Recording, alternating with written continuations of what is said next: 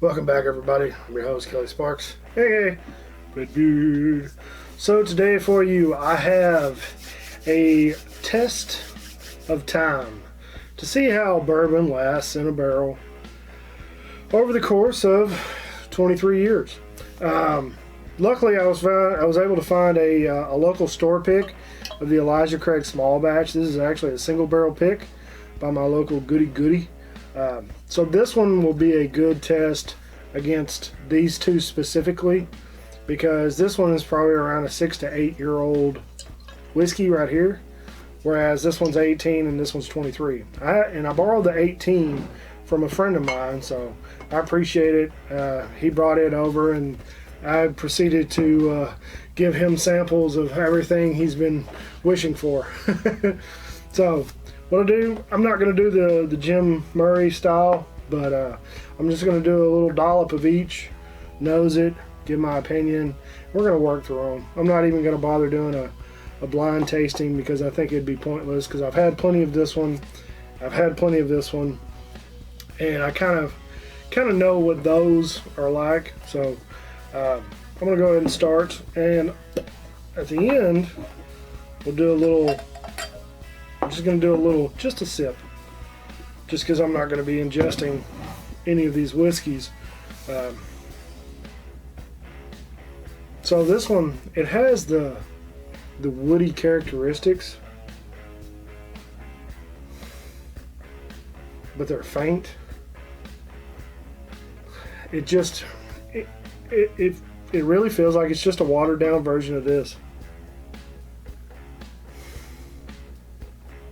Which this very well, because I haven't looked it up. I don't look stuff up. I just don't.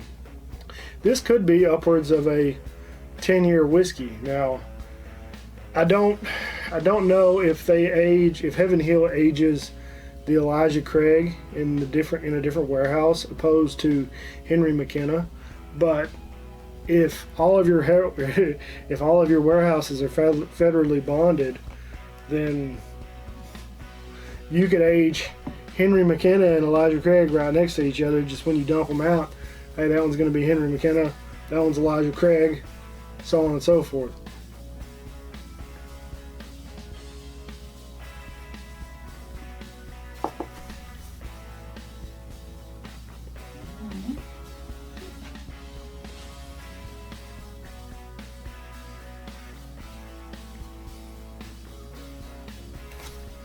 What?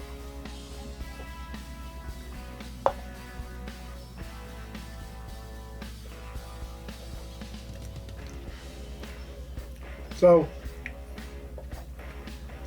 this one has a very light woodiness to it. There's obviously your common hints of cinnamon and what? I am trying to record a whiskey video here. What? You've been sitting there sleeping all day long. Hush. So, hold on. She made me lose my train of thought.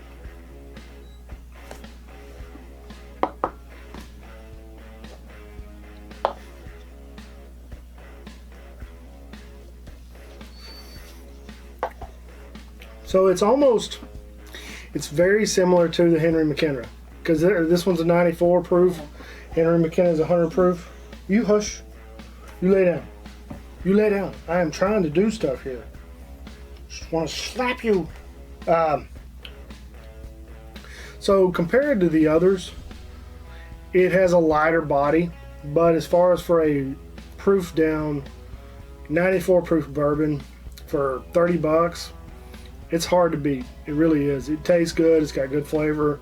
It's got a good overall characteristics. There was a lot more spice on it than I anticipated. Of course, I haven't had this specific version, the 94 proof Elijah Craig, in I don't know how long. So I've always been, if I bought Elijah Craig, it was always barrel proof. I just opted for it instead. So light, but very flavorful. I can see why they'd want to let them sit for 18 to 23 years, because it's just got a really good profile. I mean, if you've got the juice on hand, I mean, why not let something sit? So what I'm going to do with this one, I've already reviewed this one. This one is a batch A120, but what I'm going to do, oh, that's too much. Oh well. What I'm going to do is water it down slightly. It was a lot more. So I put a squirt of water in it to try to get it closer to where this one would be. I put too much in there. So this one started out at 136.6, and this is for, oh man, I forgot my phone. Somebody asked, I'll post a screenshot right here of who asked if I would do a review of this on ice. And I mean, it's great on ice. You put 1 cube of ice, 2 fingers of liquid with 1 cube of ice, and just let it sit there for a couple minutes.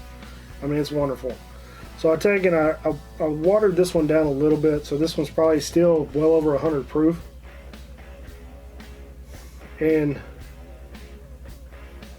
it turned the nose just very candy. Candy, cinnamon, some toffee.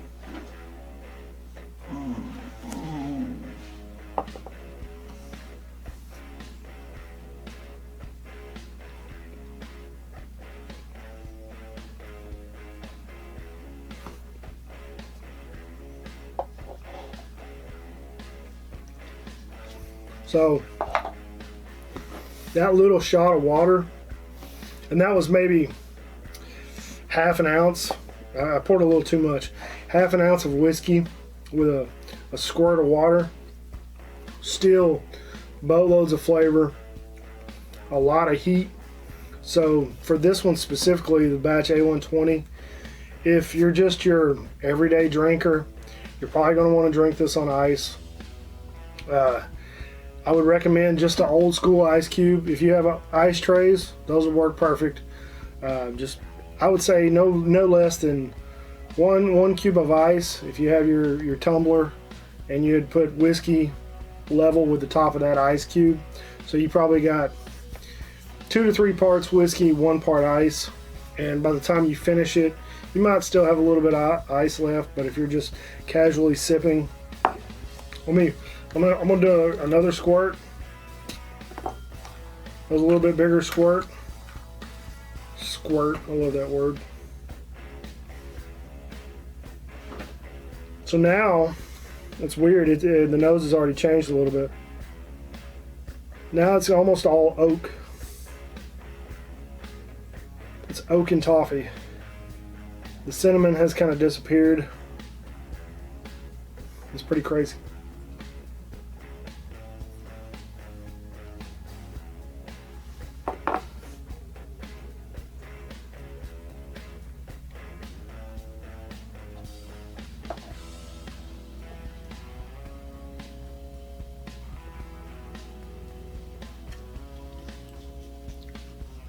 Remember, I'm doing the Murray method of tasting, or my own bastardized version of it. I got a couple different notes on that one. It probably proofed it down to right at maybe a little over 100 proof, because mind you, this is a 136.6. So on the first one, it was probably still well above 120. Now you're probably looking at the 105, 110 range. Still got a lot of heat, a lot of tingling in the mouth. But proving it down a little bit brought out some like black tea flavors, which is really weird because I don't think I've ever experienced that with this specific whiskey. You still had all the other ones, but it did bring out a couple different notes that I wasn't used to. So we'll go ahead and sit that one. Sorry guys. I'm just using the same glass. I mean, there's really no point. It's all the same juice, but just do a little taste. I don't want to take much of his 18-year-old. So now,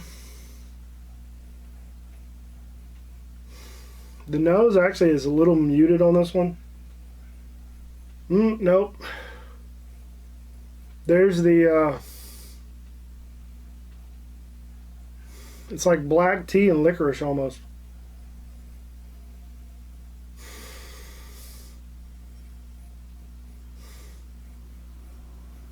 You still have your normal notes, like from these two, like the oak and the cinnamon.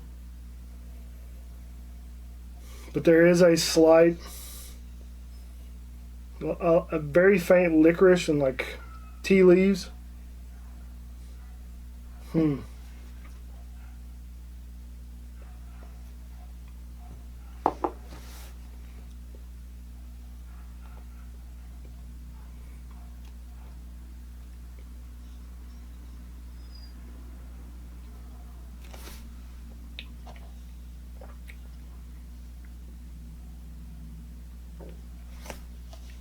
Free hugs.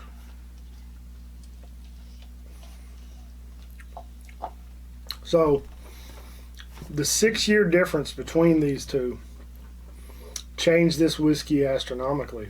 It's just, it is rounded off all the sharp edges, added a couple different notes like that licorice, the tea leaves, some different spicy notes on there. And the wood is starting to come through a little more on this one. So I would say your main characteristics that you get from like a 12-year-old bourbon have toned down. What, Bonnie? But it's bringing out different life to it. So take another little.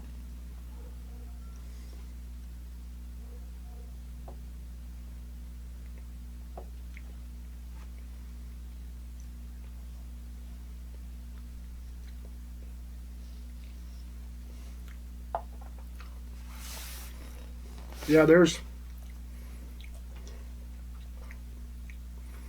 it's like black tea, different, man, what is that? It's very mild licorice, I think. Definitely some dark tea leaves. The cinnamon and the toffee have kind of faded out. And some of those heavy wood notes are starting to show through. But all in all, I mean, this one's proof down to 90. It's a single barrel as well.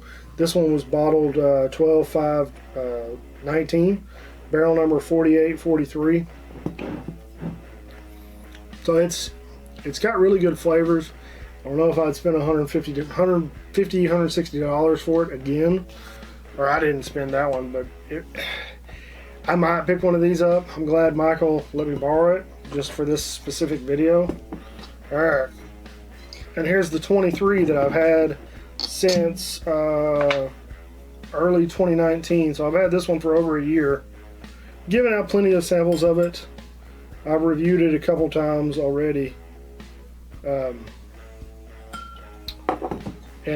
y'all kind of know my, if you've been following the channel, you already know my thoughts and opinion on this one. But we'll go ahead and after this vertical, we'll give it another shot. So now, from 18 to 23 years, 5 more years, it's just barrel. That's all it is. So the faint cinnamon, toffee, black tea, licorice, the faint notes on that have completely just turned into barrel.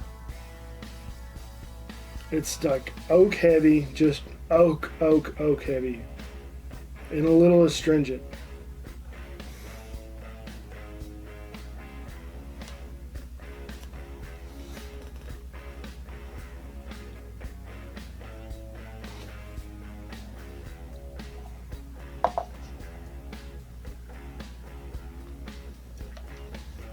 So I think it's the same type of astringency the smell you get from nail polish remover. It's that same sharp aroma that you get on the flavor and the nose on this one. Now, I don't think it's a bad whiskey, but I hope they don't let a large chunk of their production set for 23 years, because I personally think between 12 and 18, 12 probably being the max, is perfect for this specific bourbon and for that location.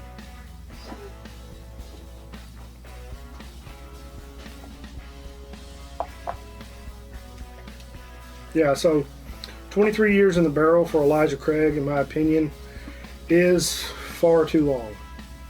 18 years, in my opinion, is pushing the limit. Now, depending on where these barrels sit in the warehouse, how hot they get, how cool they get, all of that stuff, I'm not privy to the knowledge of that science, which it is a science. Monitoring the temperature, the atmosphere, the conditions the barrel's sitting in for 23 years. That takes some patience, like growing out a long beard. But that is a science in itself, just because you don't know how it's going to turn out. You don't know if it's going to be the greatest thing since sliced bread or a dud.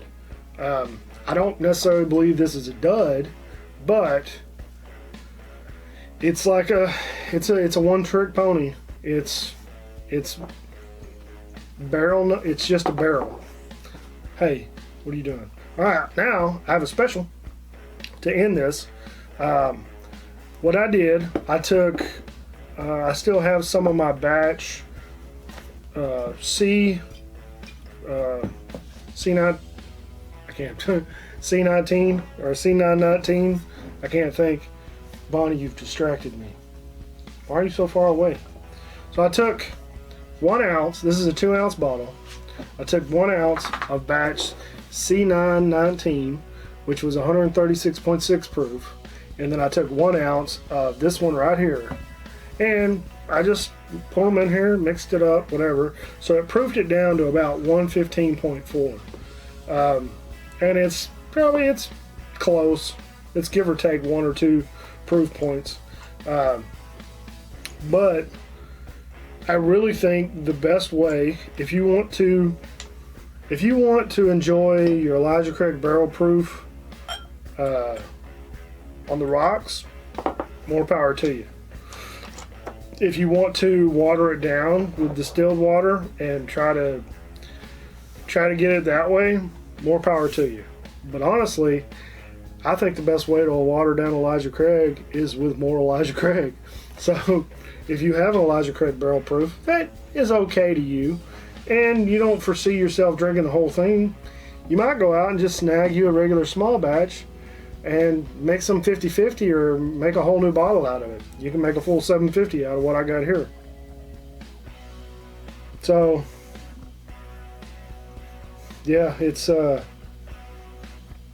I still get the black tea notes, but it could be from this.